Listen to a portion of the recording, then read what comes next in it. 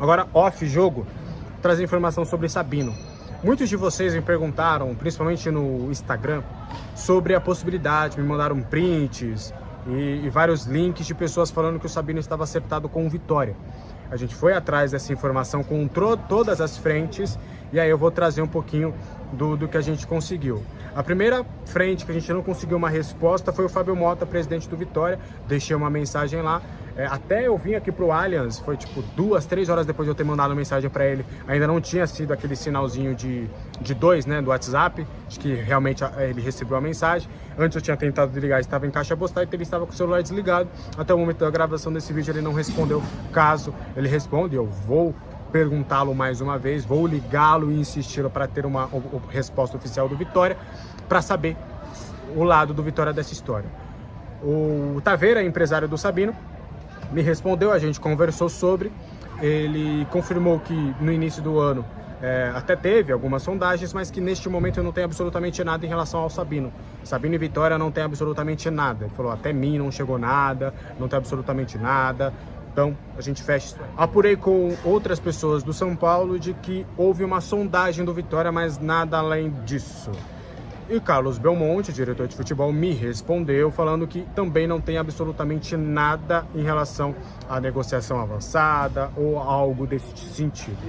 Então, o Sabino continua no São Paulo, pelo menos até o início, né? Até o meio aí desta temporada. Resta ver se vai chegar alguma coisa para ele nesse sentido, tá? Mais uma informação.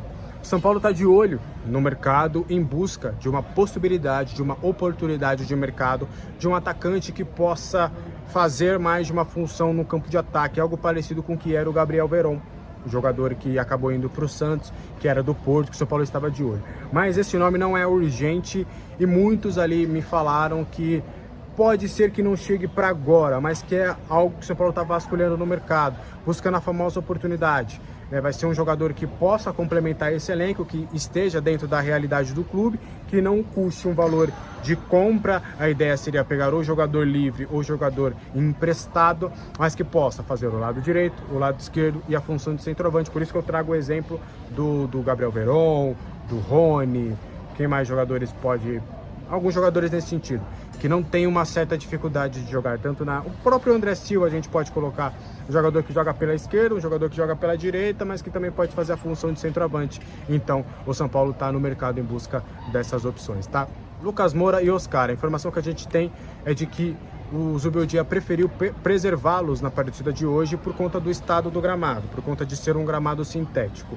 E é óbvio, é evidente que a gente também tem a questão do desgaste, né? Então você junta desgaste mais um campo ruim, talvez se fosse no estádio do Morumbi esse jogo, ou se fosse, por exemplo, contra o Corinthians no Neoquímica Arena com um gramado bom, possivelmente teríamos Oscar e Lucas. Mas juntando esse combo de gramado sintético, jogadores já desgastados, principalmente o Oscar, que jogou contra o Bragantino no segundo tempo, 2 partidas como titular, então ele já estava mais desgastado. Então, a comissão técnica preferiu preservá-lo nesse momento por conta disso.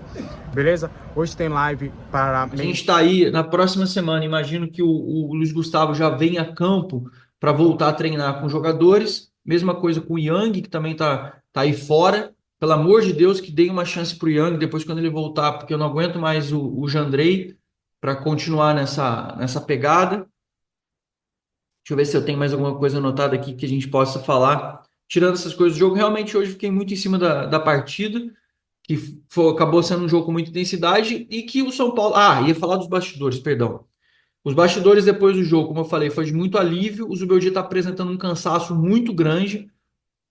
Como eu falei, ele está suspenso, talvez até esse descanso que ele vai ter de não estar na partida no jogo contra a Ponte Preta até faça bem para ele, porque ele está muito desgastado, está muito tenso.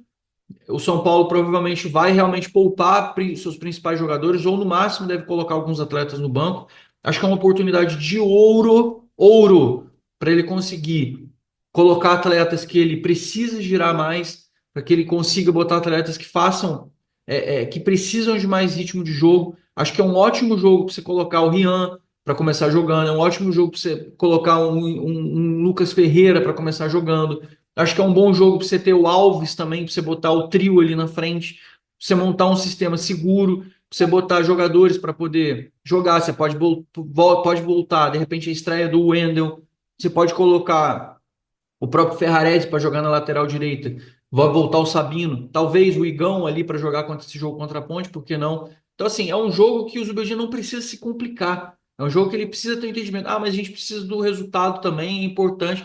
Cara, a gente até precisa do resultado, mas mais importante do que a gente precisar do resultado contra a Ponte é a gente conseguir girar o elenco e poupar os jogadores que eles voltem a fisicamente estar bem, mentalmente estar bem, que os jogadores que estão pedindo uma oportunidade, que eles consigam ter as oportunidades deles, que ele consiga montar um time que descanse e que se prepare para jogar jogos contra o São Bernardo, contra o Novo Horizontino e os jogos importantes que virão pela frente. Lembrando que está batendo na porta, está se aproximando.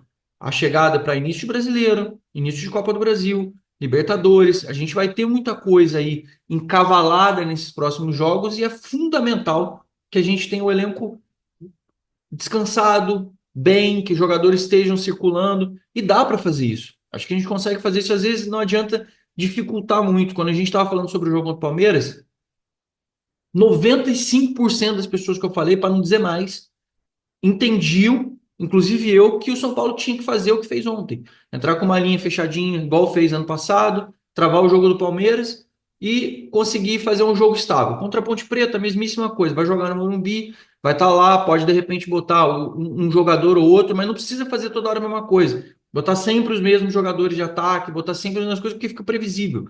O São Paulo consegue jogar, fazer um jogo estável contra a Ponte Preta, que é um time que tem a melhor defesa do Campeonato Paulista. Vou lembrar para vocês. A Ponte Preta precisa ganhar do São Paulo se quiser classificar.